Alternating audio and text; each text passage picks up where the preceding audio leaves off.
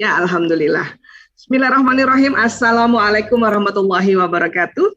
Waalaikumsalam. Waalaikumsalam warahmatullahi wabarakatuh. Alhamdulillahirabbil alamin. Allahumma shalli wa sallim ala sayyidina Muhammad amma ba'du. Alhamdulillah, ini terima kasih yang kami hormati para pejabat Kementerian Keuangan, Sekretaris Jenderal. Ya, alhamdulillah ini pagi hari kami diundang. Terima kasih banyak. Dan kita akan membahas sesuatu yang sebetulnya mungkin saya yakin Bapak Ibu sudah menjalaninya atau bahkan juga sudah terjadi satu imunitas di dalam tubuh masing-masing dan keluarga ya. Dan terima kasih tadi juga filmnya asik ya, dan itu memang terjadi kebanyakan di antara kita kondisi seperti yang tadi diilustrasikan ya. Baik, Mas Ilo, karena kita akan bicara tentang tubuh manusia, saya izin untuk menggunakan slide agar lebih memudahkan. Ya, mudah-mudahan sudah terlihat insya Allah. Ya. Baik. Membangun imunitas selama pandemi COVID-19 bermula dari keluarga. Ya, kita bicara sedikit saja tentang apa sih imunitas itu. Ya, jadi sistem imunitas ini adalah sebuah sistem pertahanan atau kekebalan tubuh yang memiliki peran dalam mengenali dan menghancurkan benda-benda asing atau sel abnormal yang merugikan tubuh kita.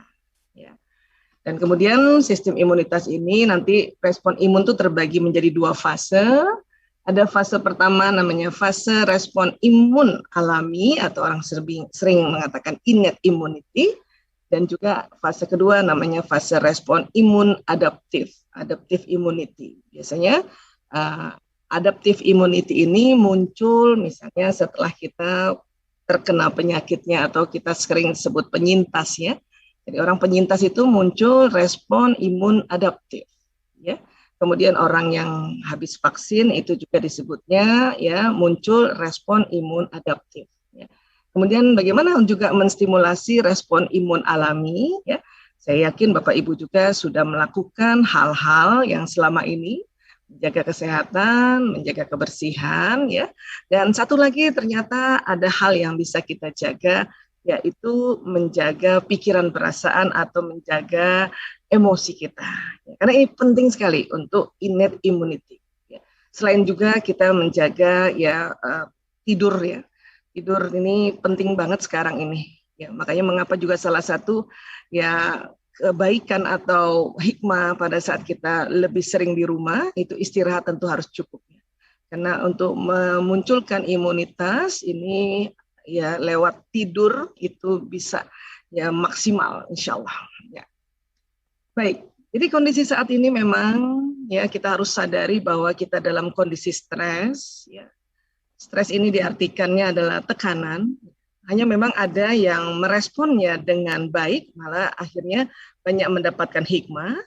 Tapi ada juga yang meresponnya dengan buruk ya, sehingga stres yang berkepanjangan akhirnya membuat sakit atau juga bahkan seperti tadi ya ilustrasinya membuat bertengkar dan tegang. Kita tahu dimanapun, di rumah kah, di sekolah kah, di kantor ini saat ini memang berat. Artinya apa sekarang? Artinya ya kita diharapkan sebetulnya kerjasama ya, dan untuk memunculkan imun alami ini kita perlu juga untuk mengendalikan emosi. Dan kalau kita bicara emosi, tentu kita akan bicara tentang otak manusia terlebih dahulu. Inilah otak manusia. Allah ciptakan otak manusia itu ada otak besar dan ada otak kecil, kemudian terbelah dua. Ada belahan kanan, ada belahan kiri. Jadi kurang lebih otak seperti ini kalau kita lihat dari samping kiri. Ini otak besar kita, ini bagian depannya. Ini otak kecil dan ini ada namanya batang otak. Kalau dilihat dari atas, ini kita terbagi dua. Ada yang belahan kanan dan ada yang belahan kiri. Dan di mana tempat emosi sesungguhnya? Jadi kalau kita belajar lagi makin dalam otak kita, di tengah otak, ini ada dua gambar saya sampaikan. Ini gambar yang kita kasih warna hijau dan ini ada antara ungu dan biru. Jadi ada otak bagian tengah manusia yang disebut limbic system. Inilah tempatnya emosi, inilah letaknya emosi. Semua manusia ada, ya. Bahkan pada saat kita dalam rahim seorang ibu, otak emosi sudah duluan bekerja. Dan juga otak emosi ini yang disebut otak mamalia atau mammalia's brain. Karena mamalia ya punya otak emosi ini. Itulah kita diingatkan oleh Allah dalam ya kitab-kitab, terutama Al-Quran, bahwa kita perlu mengendalikan emosi agar kita tidak turun derajatnya di bawah dari binatang.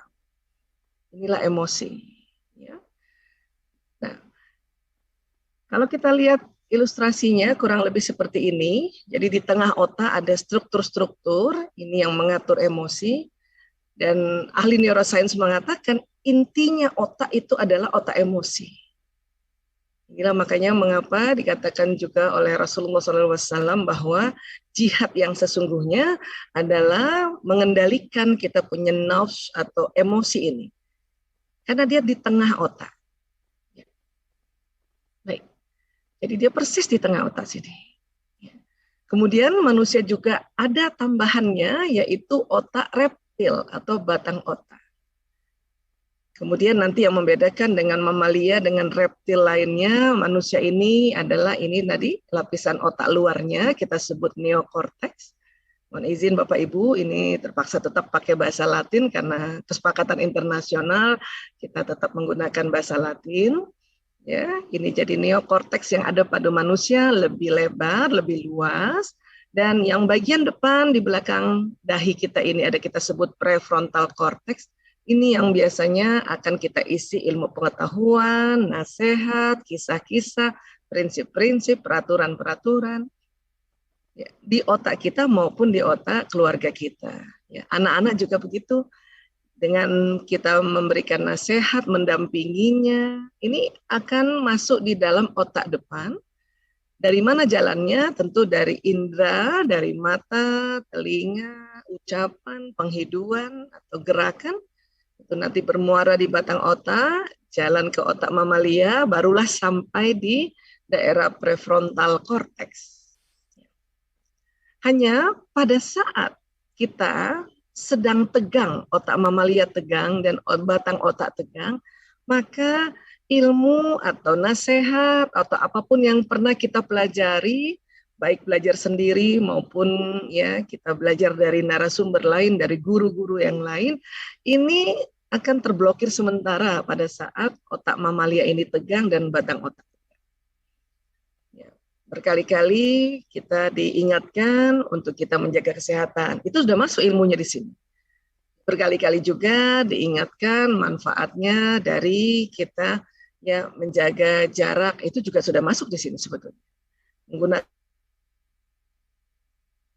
masker, cuci tangan, ya. Kemudian kita menghindari kerumunan, itu udah ada di sini sebetulnya. Bahkan juga tentang vaksin itu sendiri, ilmunya itu sudah ada di sini. Cuman kalau kita lagi tegang, ya mamalia tegang, batang otak tegang, ini terblokir sebentar. Begitu juga anak-anak. Anak-anak tahu bahwa harus berbakti sama orang tua, tapi tegang ini, ya tegang. Kemudian kita lihat batang otak. Batang otak ini ada di daerah tengkuk.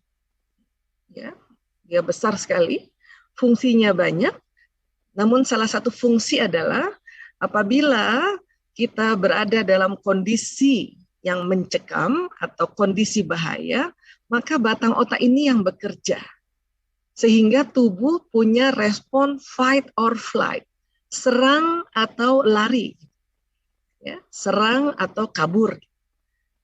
Memang Allah menciptakan batang otak ini untuk melindungi tubuh manusia dari hal-hal serangan binatang buas, manusia buas, atau kondisi alam yang tiba-tiba gempa, tiba-tiba tsunami, tiba-tiba ya berbahaya.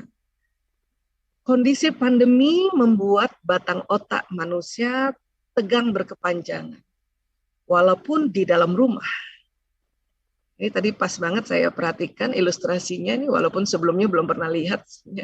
Bahwa ya ibunya tegang, bapaknya tegang, kakak tegang, adik tegang ini karena memang batang otaknya yang sedang tegang. Kita semua seperti itu. Sehingga apa yang ada di otak kita, peran fungsi kita itu langsung terblokir lagi. Akhirnya ya pada saat kita menerima juga suatu kondisi, ya tadi dikatakan ya kondisi kena COVID ibunya, ada orang yang bisa menerima sebagai hikmah, tapi ada orang yang semakin tegang juga batang otaknya sehingga semakin kacau balau. Inilah yang harusnya kita sama-sama sadari bahwa kondisi sekarang tegang, tetapi insya Allah batang otak dan otak mamalia tadi itu bisa dikendalikan. Kemudian kalau bicara tentang emosi, ini banyak sekali pendekatannya. Salah satu pendekatannya adalah mengenal bahwa emosi kita ini berlevel. Banyak jenisnya dan berlevel. Tidak hanya negatif saja, tetapi ada yang positif. Kalau digabungkan dengan ilmu nafs, ya, ada lawama, amarah, ada mutmain. Nafs juga tidak hanya negatif saja, ada yang positif. Kenapa polanya atau petanya kayak tangga? Karena rupanya setiap jenis emosi ada frekuensinya. Semakin ke bawah, semakin rendah. Orang yang apati ini adalah orang yang putus asa. Kenapa bisa putus asa? Karena sedih yang berkepanjangan. Kenapa bisa sedih? Karena takut yang berkepanjangan. Jadi apati, sedih, dan takut ini dikategorikan nafsu lawamah. Frekuensinya di 50, 75, dan 100. Di atas fear atau takut, di sini ada varian lain yaitu cemas, khawatir, bimbang, ragu, itu masuk di takutnya. Di atasnya ada lust, mau buru-buru, ya, atau tamak, rakus, ini masuk di sini. Kemudian di atasnya ada anger, marah, di sini juga ada pecahan varian marah, ada kesal, jengkel, dongkol, dendam, ya, jijik dan sebagainya ini. Kemudian ada lagi satu level yang disebut pride, ya, bangga, membangga-banggakan, sombong, ria dan sebagainya. Nah, ini dikategorikan nafsu amarah. Di atasnya pride ini ada courageous, bisa diartikan berani atau diartikan semangat. Ini sudah mulai 200 Hz, ya. Di atasnya ada acceptance, menerima, ada syukur di sini, ya. Disinilah kondisi ridho terhadap apa yang kondisi saat ini kita terima. Di atasnya ada lagi peace, damai. Di atasnya ada lagi enlightenment. Dan ini masuk kategori nafsu mutmainnah. Hewan mamalia punya semua ini, tetapi ya mamalia tidak punya enlightenment, tidak ada pencerahan. Mamalia itu level emosinya sama seperti level emosi anak-anak. Sedih, takut, marah, senang. Itu mamalia. Ya. Ini semua ada di otak kita, tidak bisa hilang. Yang hanya bisa apabila turun, kita move on, kita naik ke atas. Turun lagi, naik lagi ke atas. Turun lagi, naik lagi ke atas. Untuk itu maka dalam ya kita mengelola emosi, tentu harus tahu apa yang mau dikelola. Sebetulnya kerja emosi sangat kompleks, sangat detail, tapi pendekatan mengenal level emosi ini salah satu cara yang lebih efektif dan paling mudah.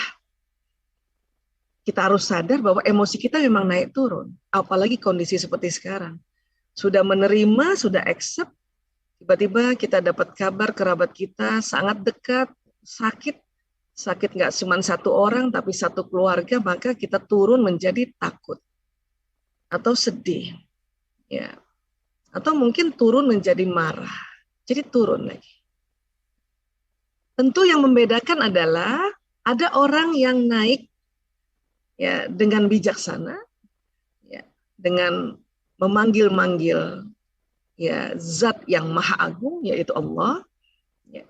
Tapi ada orang yang waktu turun dia menyebut-nyebut, maaf, nama binatang, karena memang ini otak binatang. Apa yang terjadi pada saat seperti itu, dia makin turun. Dan pada saat sudah apati, ini paling bahaya, karena ada level yang namanya depresi di bawah sini. Ya, ini yang bahaya. Karena level depresi ini, seandainya kita masuk ke level depresi, ini yang muncul adalah suicide. Ide mencelakakan diri atau ide bunuh diri, ini yang bahaya. Jadi belum lagi kena virus, sudah cilaka, sudah kacau tubuhnya. Sekali lagi, pada saat kita turun, kita naikkan. Pada saat kita turun, kita naikkan. Kemudian kalau ada ya pendapat bahwa kita harus ikhlas menerima ini gitu ya. Memang pada saat kita mulai courageous ke atas, termasuk pada saat menerima, inilah menurut ahli emosi mengatakan ini namanya zona ikhlas. Tapi memang karena emosi naik turun, maka zona ikhlas kita juga naik turun.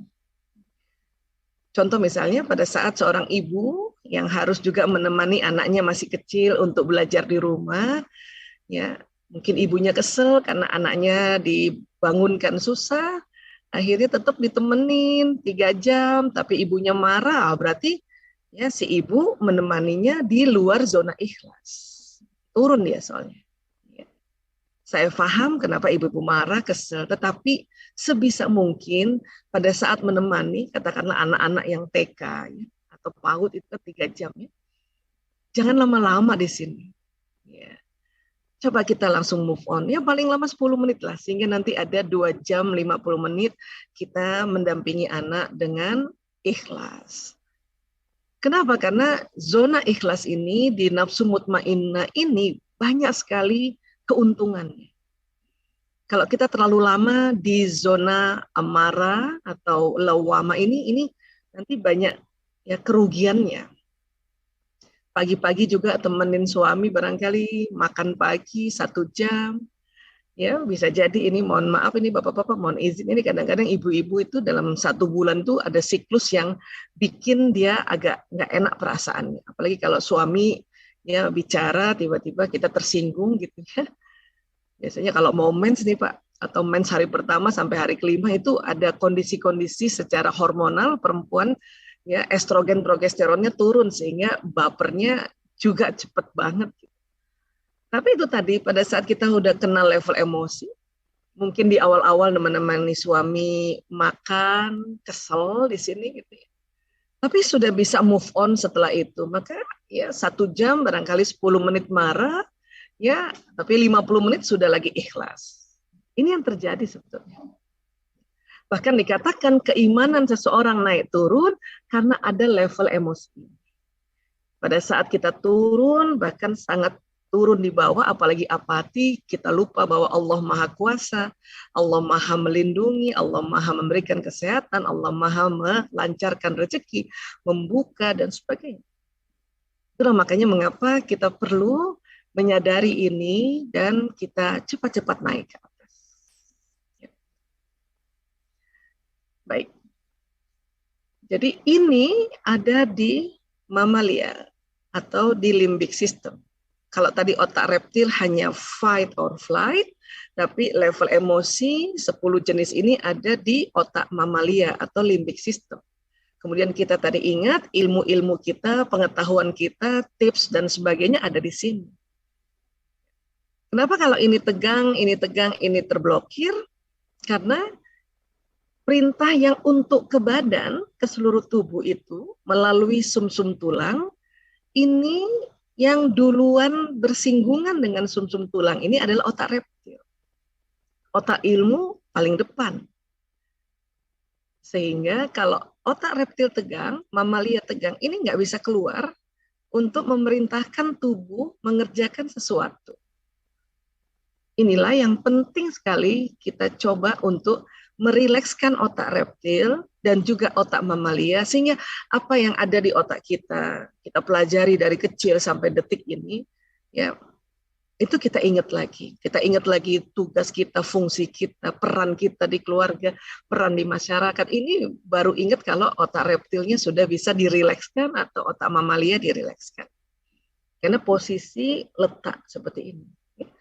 Allah Ta'ala meletakkan ini agar pada satu saat tadi kita tiba-tiba diserang orang atau ada binatang buas atau kondisi alam yang tiba-tiba ya ekstrim, maka memang otak reptil langsung perintah untuk fight or flight tadi.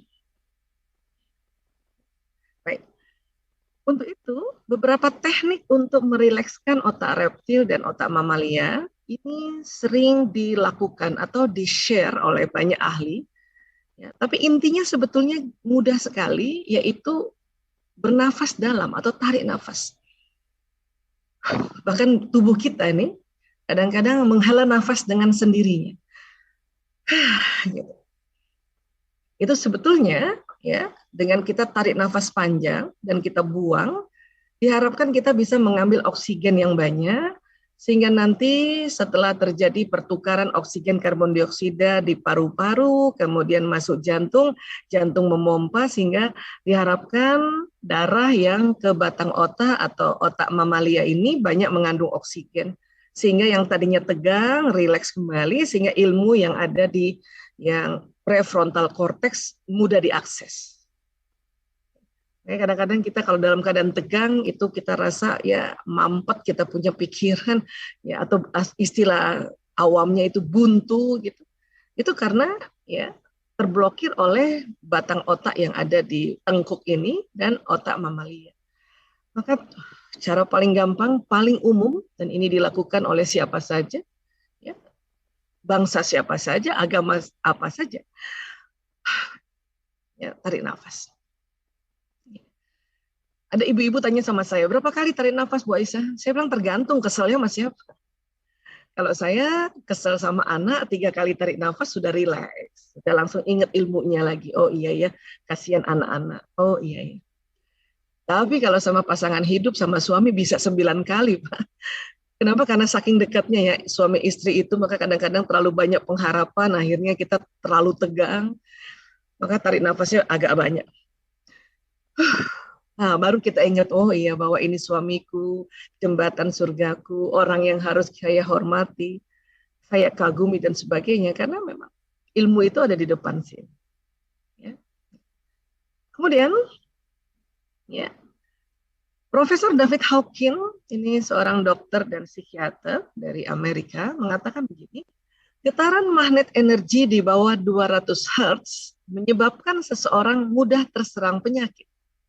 200 itu courageous. Jadi kalau terlalu sering kita di bawah, ini mudah terserang penyakit. Ya. Jika frekuensi energi seseorang di atas 200 Hz, maka dia senantiasa sehat. Itulah makanya mengapa salah satu nanti untuk meningkatkan kesehatan kita, imun kita ini adalah bagaimana kita memanage emosi. Atau mengenal apa sih emosi. Apa sih yang mau di-manage? Apa sih yang mau dikelola? Kalau terlalu lama berada di level bawah, ini hati-hati, frekuensinya turun, sehingga imun juga menurun. Bahkan Profesor David Hawkins mengatakan di dunia ini dia telah melihat orang yang mempunyai frekuensi positif 700 Hz sampai 1000 Hz, yang ada di enlightenment ini, pencerahan, maka kekebalan tubuh dan vitalitasnya sangat tinggi. Kekebalan tubuh tinggi, vitalitas tinggi, insya Allah produktivitas tinggi. Jadi ada di enlightenment. Sehingga bagaimana untuk naik ke atas? Ya. Tadi kalau lagi di bawah, barangkali tarik nafas panjang sudah bisa naik ke atas. Tapi tentu tarik nafas saja kadang-kadang masih belum cukup. Belum cukup. Untuk bisa sampai ke enlightenment, itu kembali kepada perintah Tuhan, perintah Allah. Kondisi saat ini ya, ini nggak bisa dipungkiri bahwa kita diminta untuk mengenali apa yang Allah mau sebetulnya. Kemudian kalau kita ya menengok Al-Quran di Al-Baqarah ayat 152, Bismillahirrahmanirrahim, Faskuruni askurkum. Maka ingatlah kepadaku, aku pun akan ingat kepadamu. Washkuruli wala takfurun. Bersyukurlah kepadaku dan janganlah kamu ingkar kepadaku. Ini yang dimau oleh Allah. Salah satunya termaktub di Al-Baqarah ayat 152. Sehingga pada saat kita level emosi turun, kalau kita tinjauan dari emosi, maka Allah mau kita ingat Allah. Makanya orang yang pada saat emosinya turun, kemudian langsung ya Allah, atau beristighfar misalnya. Makanya memperbanyak istighfar ini dianjurkan.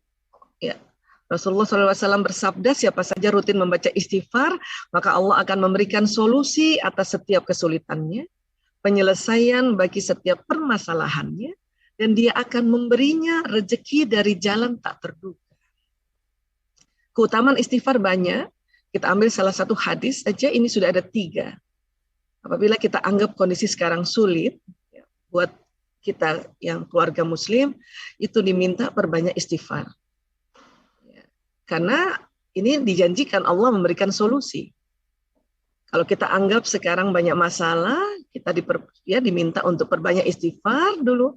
Kenapa? Karena Allah akan memberikan penyelesaian. Ya. Dan juga apabila kita anggap sekarang rezeki terhambat, terutama rezeki kesehatan, rezeki ilmu, ya, kemudian juga rezeki uang sekalipun, maka kita diminta istighfar terlebih dahulu. Agar apa? Agar pada saat kita istighfar, astagfirullahaladzim, itu karbon dioksida keluar, kemudian hidung akan langsung masuk oksigen otomatis, maka ya batang otak dan otak emosi yang tadinya tegang rileks kembali. Sehingga ilmu yang ada di otak, apapun yang sudah dipelajari atau ya intuisi yang ada di otak ini terakses kembali. Makanya baru kita bisa mencari jalan keluar.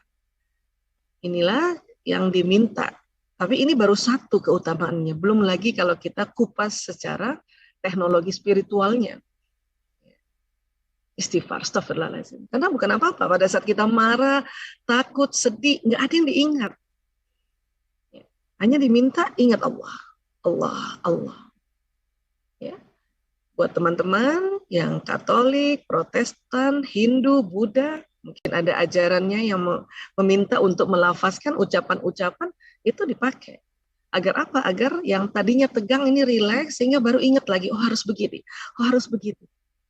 Ada intuisi, ada petunjuk. Kemudian, ya, lanjutan dari Al-Baqarah tadi, 152, ya. Tadi kita, mohon izin, ini, ya, kita minta ingat Allah. Bahkan kemudian apabila tadi kita sedih, kita diminta istirja, innalillahi wa inna ilaihi raji'un. Kenapa? Karena kalimat itu pada saat kita lafazkan, level emosi yang tadinya di bawah, dia naik ke atas. Atau apa saja yang mengingat Allah, ya Allah, la ilaha illallah, astagfirullahaladzim. Sehingga apa? Sehingga akan masuk ke level acceptance atau bersyukur. Ini yang Allah Ta'ala mau. Kemudian lanjutannya, ya ayyuhallazina amanu ista'inu bis-sabri was-shalah innallaha ma'as-sabirin. Ya. Al-Baqarah 153. Hai orang-orang yang beriman, jadikanlah sabar dan sholat sebagai penolongmu. Sesungguhnya Allah bersama orang-orang yang sabar. Wah Isa, saya sudah sabar dan sholat, alhamdulillah. Ya. Buat keluarga muslim ini diingatkan ya dengan seksama ini sabar. Namun sabar bukan berarti diam. Sabar ini asal kata dari bahasa Arab, sabaru yasbiru artinya menahan. Pada saat marah kita menahan untuk tidak melabrak. Melabrak anak, melabrak pasangan hidup, melabrak orang tim kita. Atau tidak juga menekan. Karena kalau menekan nanti lama-lama turun level emosinya akhirnya sampai apati. Ini yang bahaya.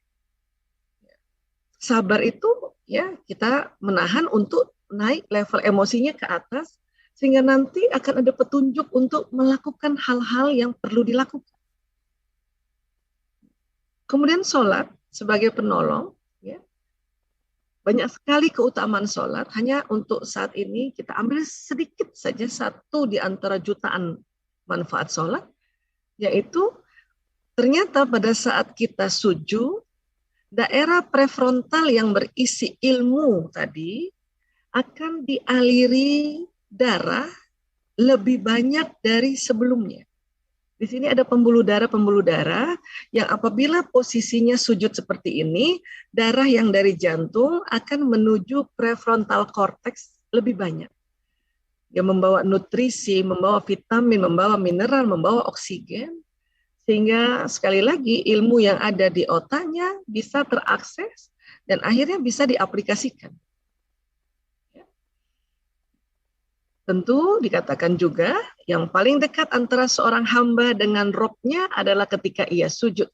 Maka perbanyaklah doa ketika itu. Ini luar biasa ya sujud itu. Luar biasa. Ini baru tadi tentang bahwa darah membawa hal-hal yang ke depan ini baru satu saja keutamaannya. Tapi Allah Ta'ala mohon ya mengajarkan Nabi SAW, Nabi mengajarkan kita bahwa rupanya kalau kita sujud ini ya kondisi yang paling dekat. Makanya kita diminta untuk memohon. Hanya memang ada syaratnya pada saat kita sujud seperti ini, tentu memohonnya secara sir, tidak dilafazkan sir. Kenapa? Karena rupanya di prefrontal ini pada saat posisi berdiri atau duduk, ini jarang sekali kena aliran darah. Sehingga walaupun sudah ada ilmu di sini atau pengetahuan di sini atau cara atau tips, ini jarang dialirkan darah sehingga sulit sekali dimanifestasikan. Makanya banyak sekali olahraga atau kondisi-kondisi seperti ya yoga, meditatif dan sebagainya juga mencari cara untuk bisa ya ada gerakan bersujud seperti ini. Kemudian posisi sujud adalah langkah yang optimal untuk mengalirkan darah dan oksigen ke otak, serta posisi ini adalah teknik paling baik untuk membongkar sumbatan pembuluh darah jantung. Pembuluh darah halus di otak prefrontal korteks juga mendapat aliran darah. Bahkan juga riset di Indonesia, salah satunya Dr. Isti Suharyanti ini dari Rumah Sakit Dr. Sutomo, sholat bukan hanya berpahala, tetapi dapat juga mencerdaskan otak dan menghindari kepikunan. Tentu pada saat sujudnya yang tumak ninah, tidak terburu-buru. Kemudian manfaat gerakan sujud dalam konteks fungsi otak sebagai berikut: peningkatan saturasi oksigen, nutrien, ya, serta neurotransmitter di otak. Jadi ada zat kimia di otak yang bisa ditingkatkan, ya, zat kimia yang membahagiakan. Kemudian meningkatkan sinapsis atau neurogenesis atau pembaruan sel-sel saraf. Ya, sambungan-sambungan sarafnya ini rupanya pada saat posisi sujud ini ya akan meningkat. Kemudian peningkatan rasa bahagia sebagai manifestasi unsur ketakwaan dan penghambaan. Kemudian juga menurunkan rasa cemas, stres, khawatir, dan ketakutan. Kemudian memperbaiki harmonisasi atau keseimbangan sistem saraf, khususnya berhubungan dengan excitatory yang bekerja merangsang neuron target. Jadi kalau kita bicara otak ini ada istilah inhibitory, excitatory, dan sebagainya. Tapi intinya adalah ya manfaat gerakan sujud ini banyak sekali. Kemudian untuk juga ya mencapai enlightenment. Ya, buat kita keluarga muslim baca Quran. Baca Quran ya. Tentu dengan terjemahannya lebih afdal lagi. Tidak dengan terjemahan saja, ini huruf-huruf yang ada di Quran itu mempunyai power untuk bisa dia naik ke enlightenment. Dalam surat Al-A'raf ya 204, dan apabila dibacakan Al-Quran maka dengarkanlah baik-baik dan perhatikanlah dengan tenang agar kamu mendapat rahmat. Yang mendengarkan saja juga mendapat rahmat. Yang membacanya apalagi. Dan kemudian Nabi berkata bahwa ya siapa saja membaca satu huruf dari kitabullah Al-Quran ya maka dia akan mendapat satu kebaikan, satu huruf satu kebaikan. Kemudian sedangkan satu kebaikan dilipatkan menjadi 10. Semisalnya aku tidak mengatakan alif lam mim satu huruf. Ya, tetapi alif walakin alif harf, walam harf, wa mim harf. Jadi alif satu huruf, lam satu huruf, mim satu huruf. Jadi pada saat kita alif lam mim itu 3 huruf. Maka dia sama dengan ya 3 kebaikan dan dilipatkan menjadi 10 jadi 30 kebaikan. Ilmuwan-ilmuwan yang ulama atau ilmuwan yang belajar tentang level emosi tadi mengatakan bahwa satu huruf di Al-Quran itu seperti powernya melakukan 10 kebaikan gitu. Itulah makanya mengapa ya pada saat membaca Quran satu halaman atau satu page gitu, itu bisa menaikkan sampai ke enlightenment. Nah, ini yang mengapa diminta lagi untuk kita mumpung di rumah ada waktu kita buka Quran. Ya. Bahkan banyak juga ini research yang saya pantau juga ya. Dengan baca Quran kita coba ya, misalnya orang yang sedang saturasinya rendah pada saat lafazkan Al-Quran tentu dilafazkan sedikit ya zahir ya. Itu naik dia punya saturasi. Seperti itu. Kemudian apalagi yang bisa ke enlightenment? Sedekah. Sedekah. Tadi juga disampaikan ya bahwa sedekah di dalam doa tadi. Sedekah ini walaupun kita waktu melakukannya dalam kondisi kesal atau marah, tapi karena bermanfaat buat orang lain, dan orang lain mendoakan kita, tanpa terasa kita terdorong untuk sampai ke pencerahan. Atau paling tidak dari marah, kesel, sedekah, tahu-tahu jadi semangat. Apalagi yang memulainya dari courageous atau dari acceptance, tentu dia bisa langsung naik ke enlightenment. Ya, sedekah ini. Dan semua agama mengajarkan sedekah. Ini satu power juga dari sedekah.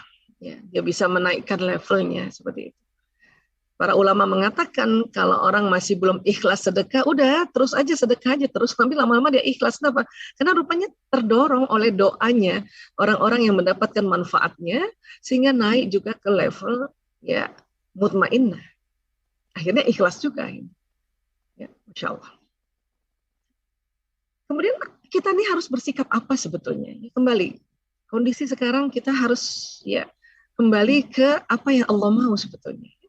Di Al-Hadid ayat 22, tiada suatu bencana pun yang menimpa di bumi dan tidak pula pada dirimu sendiri, melainkan telah tertulis dalam kitab Lauhul Mahfuz sebelum kami menciptakannya. Sesungguhnya yang demikian itu adalah mudah bagi Allah. Inna dzalika 'ala Allah yasir. Hanya kita nggak tahu apa yang tertulis di Lauhul Mahfuz. Apakah Allah menulis memang mulai 2020 dan seterusnya, ya beberapa tahun akan ada pandemi, wallahu alam. Atau mungkin Allah menulisnya apabila manusia hati-hati ya dalam bersikap, ya, memilih makanan halalan thayyiban, maka bumi ini sejahtera. Atau bila manusia hati-hati dalam meriset sehingga tidak bocor laboratorium, maka jadinya wallahu alam. Wallahu alam. Tapi Allah ingin sampaikan bahwa yang demikian itu mudah bagi Allah. Kemudian lanjutannya, kami jelaskan yang demikian itu supaya, nah inilah kita diminta bersikapnya, kamu jangan terlalu berduka terhadap apa yang luput dari kamu. Ini yang Allah mau. Ya. Dan supaya kamu jangan terlalu gembira terhadap apa yang diberikannya kepadamu. Jadi ada dua kutub nih, jangan terlalu berduka dan jangan terlalu gembira. Dan satu lagi, dan Allah tidak menyukai setiap orang yang sombong lagi membanggakan diri. Ini sikap sebetulnya ya, terhadap suatu bencana, baik ya bencana global atau bencana di setiap diri. Kalau dimasukkan di tinjauan level emosi tadi, bahwa jangan terlalu berduka, karena kalau terlalu berduka akan masuk ke level yang namanya depresi. Ini bahaya ini ada suicide ini. Ini ada mencelakakan diri, bentur-benturkan kepala di tembok atau ambil pisau ya, atau mau gantung diri, ini depresi. Karena terlalu berduka terhadap apa yang luput. Jatuh di sini. Ini belum lagi kena virus sudah mati duluan. Jadi Allah sampaikan jangan terlalu berduka terhadap apa yang luput darimu. Kemudian tadi disampaikan juga jangan terlalu gembira. Karena rupanya di atas enlightenment itu ada level yang namanya manik, tapi ini sudah jadi gangguan. Manik, mabok. Pasien-pasien kami yang kena narkoba itu, pada saat misalnya sedih atau takut pakai drugs gitu, itu bisa melayang, bisa terbang, makanya disebut fly, sampai ke manik. Ya, ini bahaya ini. Kita diminta untuk sampai enlightenment. Itu makanya pas kita ada di zona mutmainnah juga kita harus ingat Allah. Makanya kalau dipuji kita sampaikan Alhamdulillah, atau dipuji kita Masya Allah, Tabarakallah, kita balik lagi mendoakan orang itu. Supaya kita nggak sampai manik gitu. Itulah bersikap, jangan terlalu gembira karena nanti masuk manik. Dan tadi adalah lagi tambahannya, Allah tidak suka orang yang sombong. Di sini nih adalah level yang paling susah. Orang dari sedih ke takut dengan istighfar dia bisa naik cepat. Takut istighfar lagi 3-4 kali langsung bisa ada rasa buru-buru. Istighfar lagi masuk ke anger. Dari marah istighfar masuk ke sombong. Nah, sombong ini adalah jembatan untuk masuk courageous. Ini terkadang istighfar nggak bisa 3 kali, ini bisa harus berpuluh kali nih. Astagfirullahaladzim. Ya, dikombinasi tarik nafas, buang nafas. La ilaha illallah, la haula wala quwata illa billahil azim. Supaya masuk ke courageous. Jadi ada 3 tempat yang tadi disampaikan di surat Al-Hadid ayat 23 untuk kita bersikap. Karena kalau kita sampai di sombong, kita menantang virus ini, menantang pandemi ini, sementara tubuh kita belum lagi bisa beradaptasi, maka berbahaya. Berbahaya sekali. Jadi sekali lagi ini sikap yang diajarkan, ya tentu ini untuk seluruh manusia, insya Allah. Jangan terlalu berduka terhadap apa yang luput, jadi takutnya depresi nanti. Jangan terlalu gembira nanti masuknya manik. Dan ya Allah tidak suka orang sombong, lagi membanggakan diri. Inilah sikap yang diharapkan untuk kita lebih seringnya di sini. Memang tidak selalu di sini. Karena kita akan jatuh sedih kah, takut kah, apalagi minggu-minggu lalu ya Allah, sampai sekarang ya, berita adalah berita sakit, berita kematian. Kemudian sekali lagi diminta untuk cepat-cepat naik ke atas. Dari otak ke badan ada namanya nervous system atau sistem saraf yang jalan di tulang belakang, nanti tulang belakang akan jalan ke seluruh tubuh. Ini namanya sistem saraf. Sistem saraf ini kerjanya kayak kabel listrik. Dia membawa listrik dan listrik itu membawa pesan. Jadi dari otak ke badan kita ini ada listriknya dan ini membawa pesan. Kecepatan jalannya impuls listrik dan pesan di sistem saraf manusia. Neuron sensorik kecepatannya 240 km per jam. Ya, apa yang ditangkap oleh mata, telinga, mulut, penghidupan, perabaan dan sebagainya itu 240 km per jam naik ke otak. Nanti otak perintah ke tubuh ini kecepatannya 320 km per jam. Cepat sekali. Nah, makanya kadang kita tanpa terasa ya, terutama haus gitu ya. Ini kering di sini. Ya, ini langsung naik ke atas, perintah lagi dari atas ke bawah, tahu-tahu badan kita sudah ke dapur, ambil gelas, ambil air, minum. Ini cepat sekali. Tentu juga perangai kita ini atau perilaku kita ini ditentukan dengan apa isi otaknya. Ilmu sangat bermanfaat, pengetahuan sangat bermanfaat. Ilmu kita tentang kondisi pandemi ini perlu kita isi, kita tambahkan di sini. Terus apa yang Allah mau itu perlu kita tambahkan di otak kita. Agar kita ya isi otak ini bisa jalan ke badan dan mempengaruhi sikap-sikap kita juga. Tapi ingat tadi ada batang otak, ada otak emosi yang perlu kita rilekskan dulu tadi. Dengan berbagai macam cara tadi.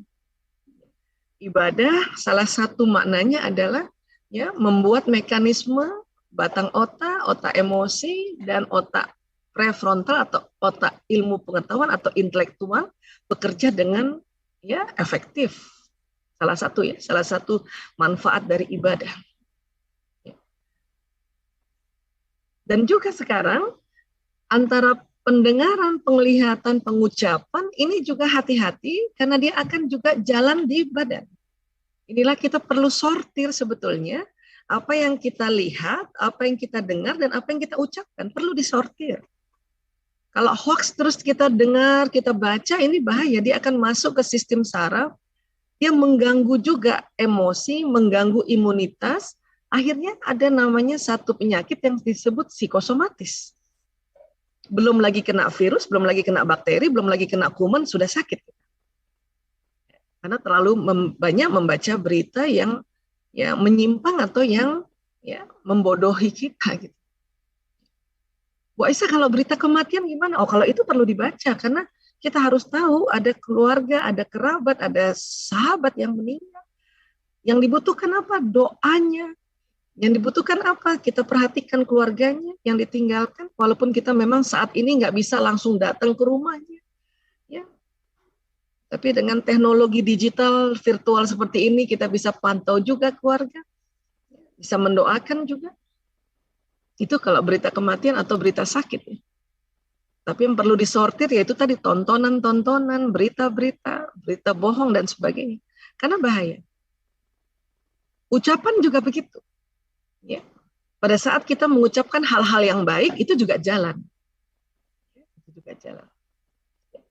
Jadi sekali lagi, teman-teman, Bapak Ibu, ini setiap ya badan kita ini jalan di dalam ya badan kita, maka ini kita akan membuat sebuah sikap dan hati-hati terhadap semua sistem yang di dalam tubuh. Pada saat kita bicara yang baik-baik, maka sistem ini akan baik, semuanya imunitas meningkat.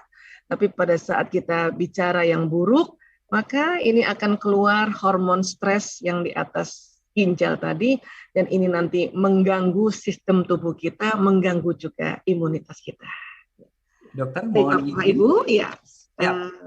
Alhamdulillah Pak Sekjen sudah hadir. Mungkin kami akan ya dengarkan dulu arahan dan nasihat dari Pak Sekjen. Baik, saya kembalikan kepada Mas Ilo. Terima kasih. Baik, terima kasih dokter. Luar biasa sekali, kita beri tepuk tangan yang meriah atas pemaparan yang luar biasa Alhamdulillah, dari terima kasih. Dr. Aisyah Dahlan. Dan kami ucapkan selamat datang kepada Bapak Sekretaris Jenderal Kementerian Keuangan Republik Indonesia, Bapak Heru Pambudi. Selamat pagi, Pak.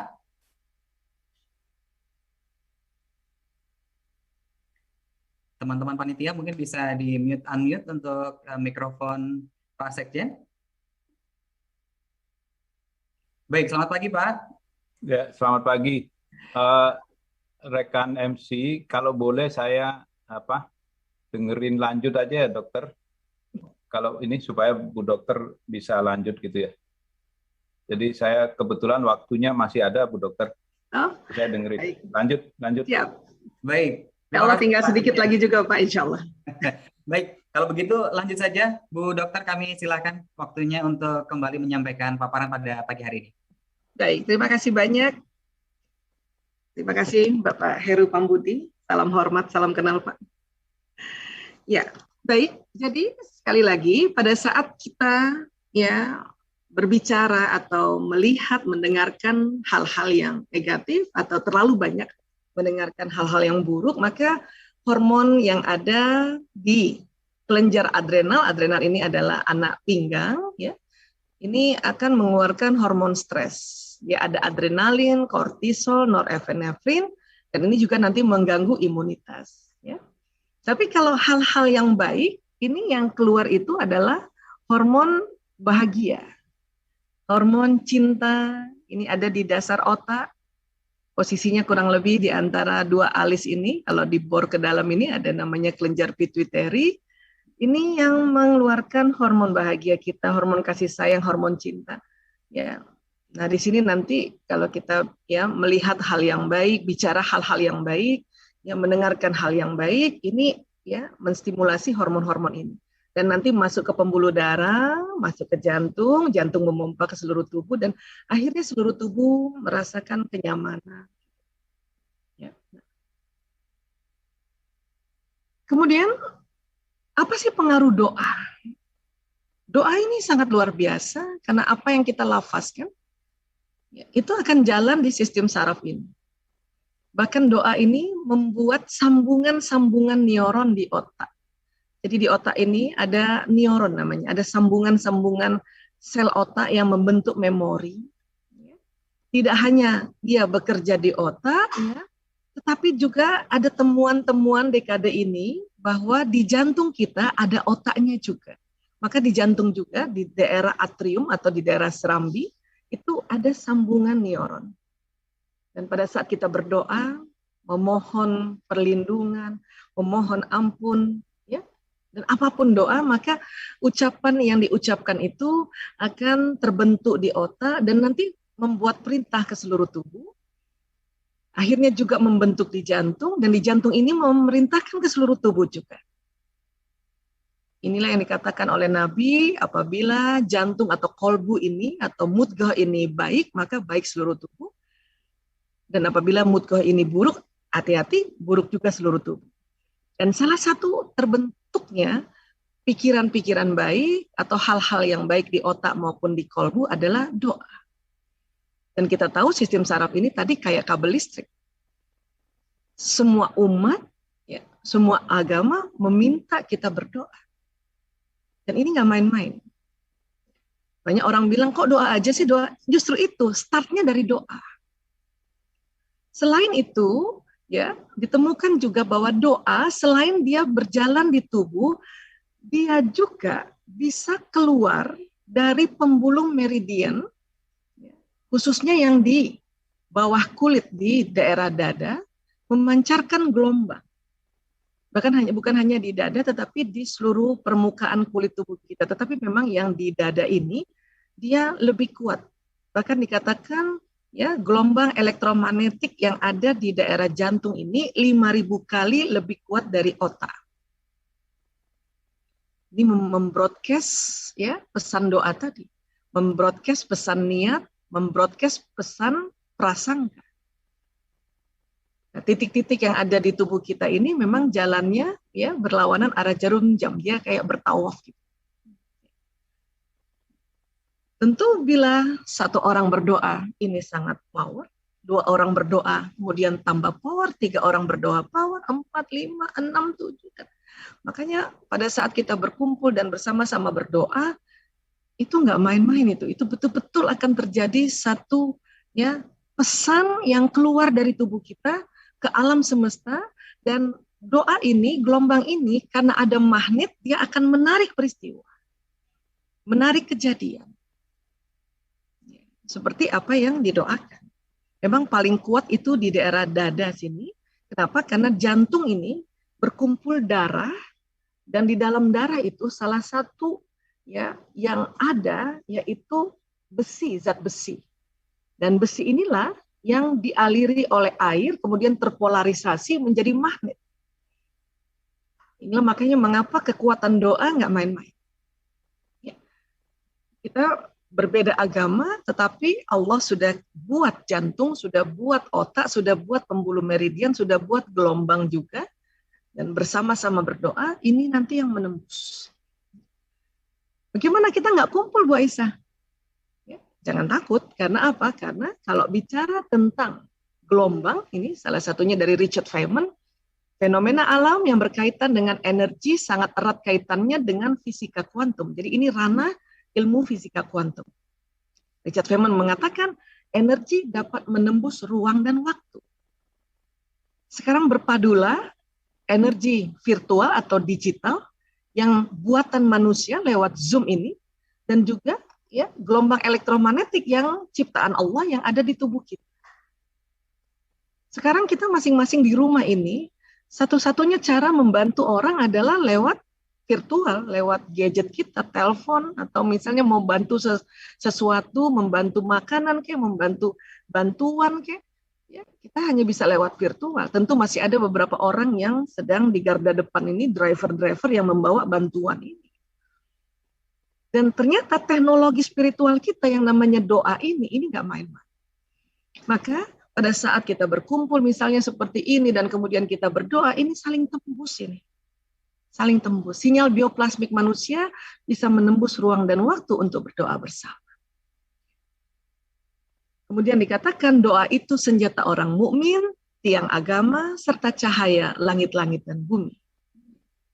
Sehingga pada saat tentunya, ya, pada saat kita berdoa, ya, kenapa salah satunya dikatakan cahaya langit dan bumi? Karena ternyata manusia apabila berdoa, sinyalnya itu bisa sampai sepanjang langit dan bumi. Dan tentu yang dari jantung ini lebih banyak terbroadcast-nya, ya, insya Allah. Terakhir, saya simpulkan bahwa apa yang ada di otak kita, dia akan jalan, dan tubuh kita ada pembuluh meridian yang selalu berputar berlawanan arah jarum jam, terutama yang bagian jantung, ini berputar luar biasa.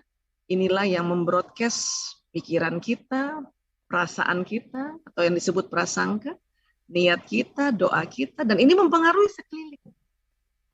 Orang yang semangat, sekelilingnya pasti semangat. Orang yang bersyukur, sekelilingnya juga bersyukur. Ya. Di keluarga juga begitu, di tempat kerja begitu, dan pada saat kita berdoa sinyal semakin panjang. Kenapa? Karena ada ritual tangan yang diangkat, sehingga apa yang kita mohon pada Allah, ya, terbroadcast ke alam semesta, dan insya Allah Allah ijabah. Ya. Baik Bapak Ibu, demikian yang saya bisa sampaikan. Lebih kurangnya mohon maaf lahir batin. Wabillahi taufiq wal hidayah. Wallahu a'lam bishawab. Assalamualaikum warahmatullahi wabarakatuh.